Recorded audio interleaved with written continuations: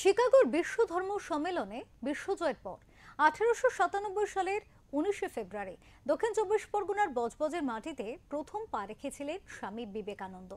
সেই ঘটনাকে স্মরণীয় করে রাখতে এবং বজবজকে দেশবাসীর সামনে পরিচিত করতে 2485 কিলোমিটার দূরত্ব পায়ে হেঁটে কন্যাকুমারী থেকে ঘুরে এলেন অতীন হালদার।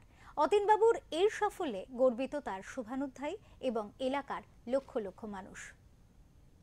শিকাগো বিশ্ব ধর্ম সম্মেলনে বক্তৃতা দিয়ে হিন্দু ধর্মকে বিশ্বের দরবারে পৌঁছে দিয়েছিলেন স্বামী বিবেকানন্দ। এই বিশ্বজয়ের পর তিনি প্রথম পা রেখেছিলেন বজবজ বন্দরে। তারপর তাকে বজবজ থেকে বিশেষ ট্রেনে করে শিয়ালদা নিয়ে যাওয়া হয়।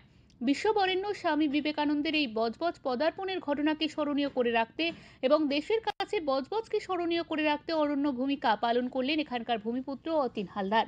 তিনি পায়ে হেঁটে স্বামীজির সিদ্ধিস্থান কন্যাকুমারীর বিবেকানন্দ রক থেকে পায়ে হেঁটে ঘুরে এলেন 64 দিনে। তার এই যাত্রা পথের দূরত্ব ছিল 2485 কিলোমিটার।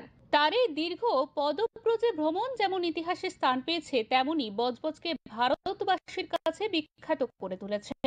এই বিষয়ে অতীনবাবু বলেন, আমি পায়ে হেঁটে স্বামীজির আরাধ্য স্থান বিবেকানন্দ রকে পৌঁছাতে পারবো কোনোদিন ভাবতে পারিনি। তাই সেখানে আসার পর শুধুই কেঁদেছি। তারপরে মনে মনে শপথ করেছিলাম যে আমি বিবেকানন্দ যেহেতু 128 বছর আগে বজবজের মাটিতে পদার্পণ করেছিলেন, বজবজের মাটি আমার কাছে পুণ্যভূমি এবং আমার জন্মস্থান বজবজে।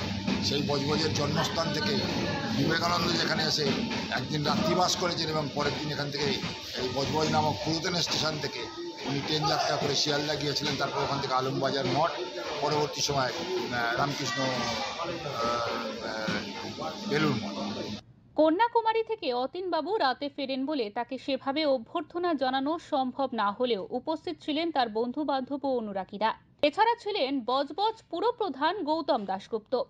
এই সাফল্যের বিষয়ে তিনি বলেন, যখন অতীনবাবু তার পরিকল্পনার কথা আমাকে জানিয়েছিলেন তখন আমি বিশ্বাস করতে পারিনি। তবে আমার ধারণা ভুল প্রমাণ করে বজবজবাসীকে গর্বিত করেছেন অতীন হালদার।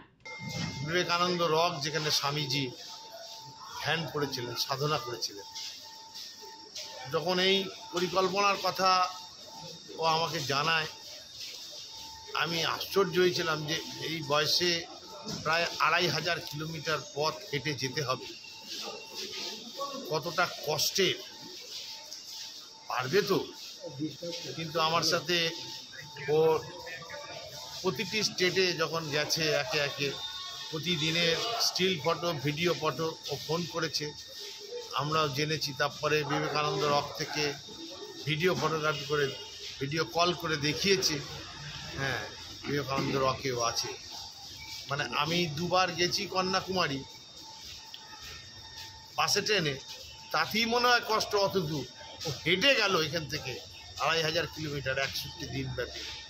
মানে এটা বজবজের গর্বের এবং যে কাজ, এই দুঃসাহসিক কাজ অতীন করেছে, একটা অত্যন্ত প্রগতিশীল মানসিকতা নিয়ে, একটা সুস্থ চিন্তা ভাবনা নিয়ে, এর জন্যে আমার মনে হয় গোটা বজবজবাসীর পক্ষ থেকে আমি ওকে আন্তরিক ধন্যবাদ জানাচ্ছি, কৃতজ্ঞতা জানাচ্ছি এবং বজবজের গর্ব হিসেবে আমি ওকে চিহ্নিত করছি।